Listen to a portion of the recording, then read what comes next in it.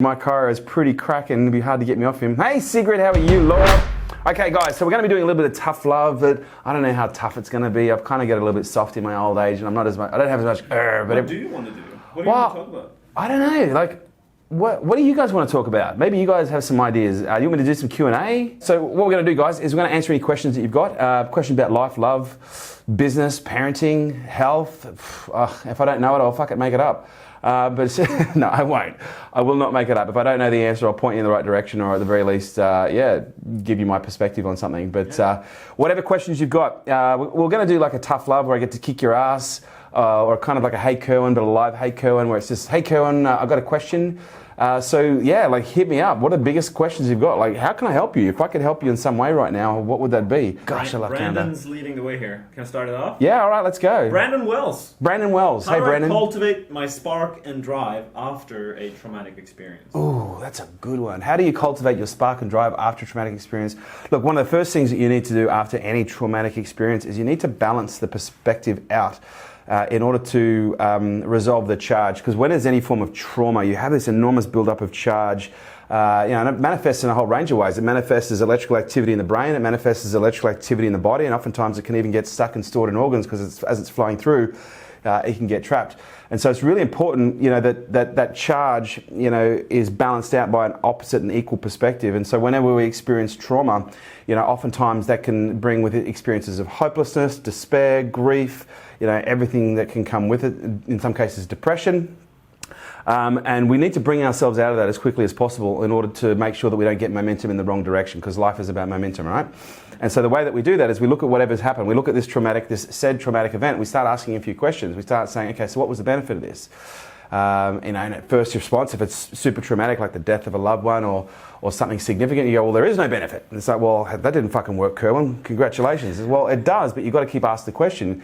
There's 3 questions that I ask around trauma that really help people. Now, by the way, this isn't going to be a silver bullet. This isn't going to be a quick fix, but it's going to be a process of slowly, reintegrating new neural pathways that balance out the perspective that you hold around this specific event. So you're not just seeing all the negative aspects of it, that you start to see the positive aspects as well. And when you can see both sides at the same time simultaneously, you can look at that event for what it is, which is actually divine. And it's not traumatic. It just has the perception of trauma at the level that we play at, if this makes sense. Now, I know there are certain situations and things that might make you feel differently about that, and I completely get that. I'm open to a whole range of perspectives. But one of the things that I do know, in order to come back from trauma, as someone who's experienced a disproportionate amount of trauma, not just mental trauma, physical trauma, emotional trauma, probably spiritual trauma. That's how I fucking got here, spiritual trauma. I've got a lot of experience with, really learning how to bounce back quickly. And the way that I bounce back quickly is I ask this question: what's the benefit of this? What skills, knowledge, and experience have I gained from this experience that is making me better, faster, sharper, stronger today than I was yesterday before this experience?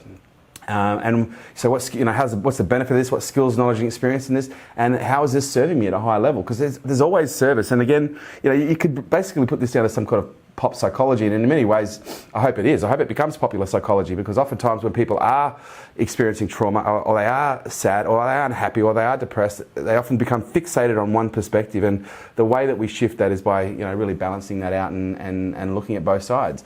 And to find your spark again, once you've balanced it out and you've resolved the charge, so the brain and the mind, the body can now be a little bit free because it's not holding that information, that energy, you can now, really focus on what's important, and they're your values, and they're going to be what gives you motive, your motivation. If you look at what motivation is, the root word of motivation is a motive. You've got to have a motive.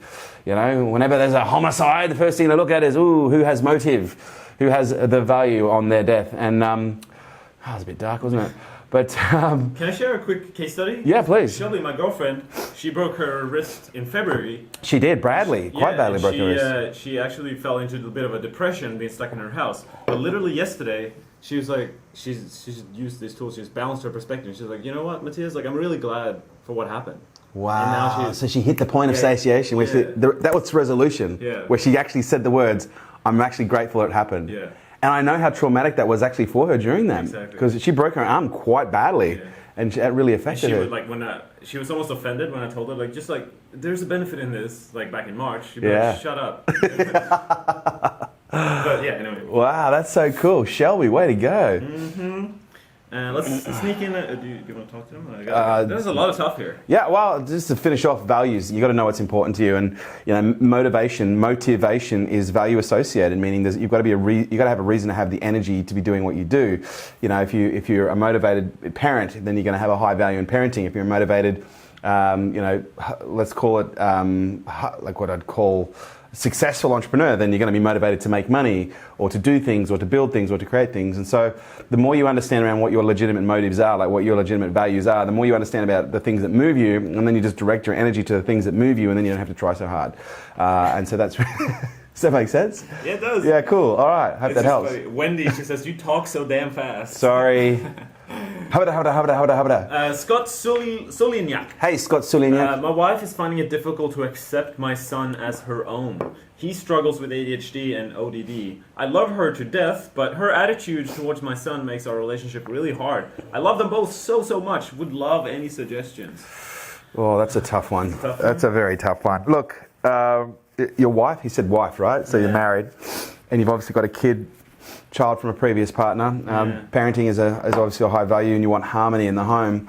Yeah, look, I think it sounds like there's work to be done, but unfortunately, the hard part for this, mate, is the work might not need to be done by you. If your wife is the one who's being triggered, there's clearly something that is happening for her emotionally that is triggering her that she needs to work on and she needs to deal with. Not to say that kids of an ADHD frame can't be very difficult to handle, but for me it's about the quality of the relationship, and the quality of the relationship really comes down to your wife and your child to be able to relate. They need to learn how to relate to one another. And I think in order to be able to do that at a very high level, there's got to be a level of work done by the parent, or by the person with the highest consciousness has the greatest responsibility. And how old's the kid? Did it say? Didn't say. I'm going to assume however old your child might be, but I'm going to assume that your wife is actually of age, and so therefore should have a level of consciousness and awareness to be taking a level of responsibility on the quality of the relationship that he has with that child, and be willing to work on it.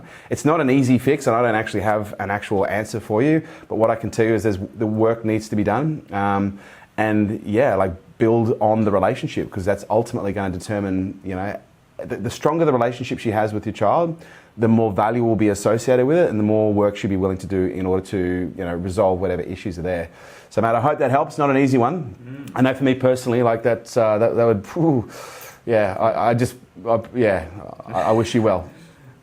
Damien Gage, leadership question here. How do you deal with the guilt from feeling overly responsible for your team's work and staff members' work? How do you deal with the guilt? You pay them. You pay them, you treat them well, you treat them like family, you look after them, you take care of them. You do all the things that balance that out, so you feel like you're being a good person. Like for me, it's I love looking after my team. I never feel guilty about how hard they work. I never, ever feel guilty, unless someone's really hurting themselves, which is rare. I never feel guilty if someone's working too hard or working hard in general. If anything, I'm happy for them if they're expressing a passion and a potential at a very high level. And so for me, the way that you take care of people that work hard is don't feel guilty. That's a pretty useless emotion, if we're honest. Let's be honest. All it's going to do is really have a level of dysfunction, at a cellular and a molecular level inside, because it's not really a healthy emotion. Let's be honest. And you should replace that guilt with something more powerful, which is gratitude. Or what are you grateful for? Well, fuck, they're actually working hard for you. They don't have to. They could go and do it for somebody else, but they're doing it for you. So instead of, focusing on the guilt of them working hard, focus on the gratitude of what they're doing, and then allow yourself to express that gratitude through some form of action, words, actions, deeds that make them feel that gratitude. And then all of a sudden you won't feel guilty about your team working hard. You'll feel amazing about it because they'll want to do it even more because they know you genuinely care and want to take care of them. So It's a pretty easy one. We could summarize a lot of parenting questions that are coming through with this one. Yeah, far away. Vanessa Carroll. Hey, Vanessa. Parenting an 11-year-old boy. He doesn't do as he's told. He's 11, that's the point. Yep. Pushing my boundaries, and he doesn't respect me. Yeah. Look, that's a tough one. There's no magic pill. But what I will say is this is what kids are supposed to do. Kids are supposed to be messy. They're supposed to be loud. They're supposed to be defiant in some respect. They're supposed to be loud with their emotions, because and they're this little tiny container of energy that gets put into this world, and they basically blow up, and they find where their boundaries are. They find out where the limitations are. They find out where their ceilings are, and it's our job is to do that in a way that isn't going to crush their spirit. It's actually going to nurture, a great sense of adventure and a real, a strong desire to do things. What was it? Let me ask the question again. Like, how do I? He doesn't do as he's told. Yeah. Okay. So he doesn't do as he's told. And look, I guess that's the challenge. As a parent myself, I'm very lucky that I won't say no one never does what he's told, because he's a kid and sometimes he doesn't do what he's told. But what I understand is when you're asking a child to do something, you're essentially trying to influence them, right? There's a level of influence or persuasion that is going on. You're giving a direction and you're looking for compliance. And so for me, the better quality of relationship you have with whoever you're trying to influence, the more likely they are to do what it is that you want them to do. Okay, and so for me, I don't focus on telling my son what to do. I focus on building a really strong, healthy relationship with him where he trusts me, so that when I ask him to do something, he knows it's for the betterment, right? Now, there are times where I'll ask him to do something, but I'll still have to ask him 30 times to do it before he actually does it. Oh, so your kid's naughty too? Yeah, my kid's naughty too. My kid is a kid. That's what kids do. They be naughty sometimes. But what I do is when he doesn't do what I want him to do, I don't yell at him, I don't scream, I don't get angry at him. I just keep talking to him. I keep a dialogue going. I talk to him as if I was talking to Matthias. I say, Matthias, could you do that for me? He go, no, don't really want to. Okay, Matthias, well, why don't you want to? What is it that you need in order to feel better about going to want to do that? Like, Matthias, is there something I can do to help you, support you, and make you want to go do that? Maybe if we go both do that together, you might feel more likely you want to go do that. Versus when most parents tell their kids to do something, and the kid says no, what do? Get to your room! You're in trouble! Like, fuck, oh, come on. So for them, we've got to set it up so that the kids have a much greater level of trust, so that when we're giving them direction, that they know that our heart's really in the right place, and that they can trust us to be able to do that. But also understand that kids are loud, kids are big, kids are, they flail their arms around, but they're looking for boundaries. But it's our role to show them boundaries in a safe way, safe boundaries. Yes, every now and then that might mean a raised voice or a bit of a yell. No physical violence. I do not endorse physical discipline in any way, shape or form. It's not required, in my opinion, at all. Unless physical restraint is required, but in terms of discipline, no. But just build a relationship. Focus on building a quality relationship with your child where they trust you, and you'll be amazed at what they'll do. But you still might have to ask 30 times. Her mind is blown. Thanks, Kate. You are so welcome. Bless you, my child. Let's go to Instagram. Oh, we're going to Instagram now. Oh, get over to Instagram, ladies and gentlemen. What are we doing on Instagram? Live. We're just going to do it live on Instagram. Yeah, we got to give them some love too. We've got to give Instagram some love. Maybe we can keep both going. Oh, let's keep both going. We can both hang out. Now they're going to see me live, do a live. Oh, wow, this is the easiest I've ever done live. Wow. Okay. Normally it takes me a few minutes. I'm now live. We're now live, Maddie. What? Live on Instagram. Stop it. We are, or you are. Well, there's me. Oh, wow. That's a little bit trippy, isn't it? Hello, Instagram. I'm here with Maddie. We've just been doing a little bit of a kind of like a kind of hybrid of a tough love. Bye, Facebook. Love you. Kind of doing like a hybrid of a tough love / hey Kerwin / hang out, just kind of chill, have a bit of a chat. So if you are watching, just jump on, say g'day.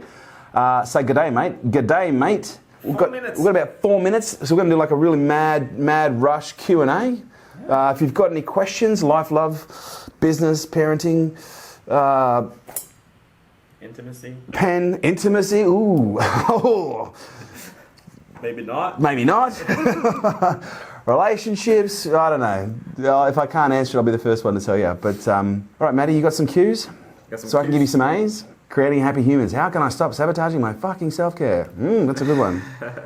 You want to go with that one? Or? Wow, how can you stop sabotaging your self-care? That's actually a pretty good one. I'm a master of that. I can't remember who that was who just asked that. I think it was creating happy humans. How can I stop sabotaging my self-care? I don't know if you guys can relate to this, but have you guys ever had this situation before where you kind of set your world up to take care of yourself, to have like self-care, but then every time something else comes up, you prioritize the other things over your self-care? And the way that you start to prioritize your self-care is you've really got to create some deep connections and some deep understandings around what it is that you're actually doing. One of the reasons that I've lost so much weight in the last couple of years, one of the reasons I put such a strong focus on health and fitness again in the last couple of years is because I really fundamentally understand now the importance of my energy, my strength, my discipline, and my ability to execute and create in the world.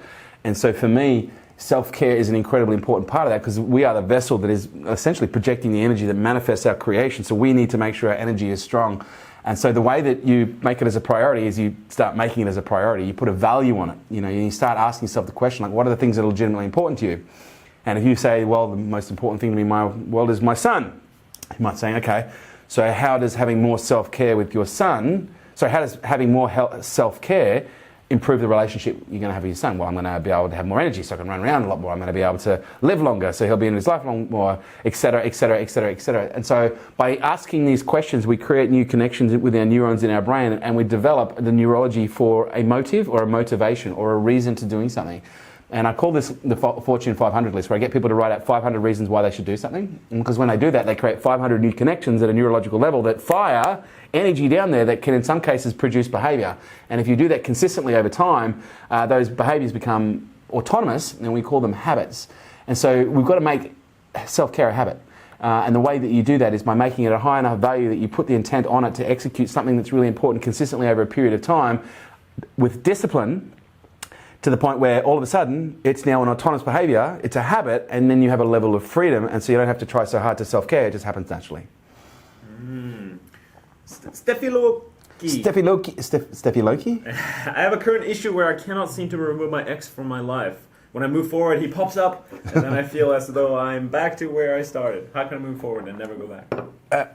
I think you answered your own question. How do I move forward and never go back? Wow, you've just answered your own question. How do I move forward and never go back? Well, then you don't go back. You cut it off. There are so many variables in relationships that I really do struggle to give generalistic advice. Yeah. Because I don't know, what the dynamics of the relationship are. Is it a healthy relationship? Is it a toxic relationship? But what I can say is, you sound quite resolute in your language that the relationship is done. It's served its purpose, but now all it's doing is recycling old energy, which could be on some level toxic. Without me knowing more than that. So my advice is, if you know that's what has to happen, then you have to cut it off. This is what's interesting, and I've rediscovered this this recently through my own observations with self and some friends, how addictive relationships are at a sensory level. And when you actually get out of a relationship, there's actually a process of disentanglement and detox that people go through in order to become whole again. Because one of the things I've noticed is when people break up, they still have that desire to be with the other person, depending on that kind of connection and how or why they broke up. And oftentimes it's like getting off a drug. Like sometimes getting out of a relationship, I've seen some people in really toxic relationships, really justify why that relationship is pure and why they should stay in that relationship. And you look at them and you go, wow, you're not in the relationship for the relationship, you're actually addicted to the relationship. And so when people come out of a relationship and they're addicted to something that they're in relationship to, they often want to go back because they want that feeling, they want that sense, they want that stimulation. And so my advice is start searching for what you're looking for somewhere else. If you really do want to end that, if you really do want to shut it down, then you have to close it off. You require closure, and that will take an extended period of time away, and it may even be total absence. Everyone's different. For me personally, I don't like to do the total absence things. I like to stay friends with my exes if I can, wherever possible, because friends are friends. And if you connected at a healthy level in some way, meaningful way, then just because you can't be together doesn't mean that you can't be good friends. Because after all, we've invested so much time together to build a relationship in the first place. However, if it's toxic and you need to get it out, then you need to basically go cold turkey, go through your withdrawals, understand there's going to be a process of grief, there's going to be pain. It's when the pain and the grief comes up, what do we want to do? We want to medicate it. And how do you medicate grief and pain in a breakup? You go back to the person that you want, that you feel you want and that you desire, and that will then make you feel like you are all loved up and drugged up again. Mm-hmm. Love is a drug. Let's finish with Matt Borowski. Oh, Matt. I'm ready to take my pilot exam, but I'm fear of failing it, and that's keeping me from scheduling it in. How do I convert that fear into action? Imagine this. Imagine you, tomorrow morning, you go out for your walk, your normal daily walk, and imagine if you get hit by a car. And imagine if that injury actually ends up being so severe that you never have the opportunity to walk, talk, use your hands or your arms again. You're basically stuck in a chair or on a bed, and you're not able to do anything. What would be your greatest regret? Would you Would you be thinking, oh, well, I'm so glad I didn't do that pilot's exam because it really did prevent me from having a much bigger accident? Or would you start really, assessing things differently? Because right now, you're allowing your fear of failure to dominate an incredibly important aspect of your life. And the reality is you've got to understand, you can't fail. You may not succeed in the exam, but you can take it again. And you may not exceed in that exam, but you can take it again. And the beauty about failing, if you do fail in the exam, it's only going to show you where your knowledge is weak, that you need to grow, and then you can just go and grow that knowledge. So it's going to serve you. So I think it's important to realize that the exam is a concept that you put in your mind that is either a good or bad concept. It's either going to be a good concept or a bad concept. It's both. And whether you pass the exam or not, it's both. If you pass the exam, it's both. It's going to be good and bad. There will be many great aspects to getting your pilot's life, but there will also be many not so great aspects to getting a pilot's license that you may not enjoy. And it's being able to see both and then still being able to move through it and do it anyway.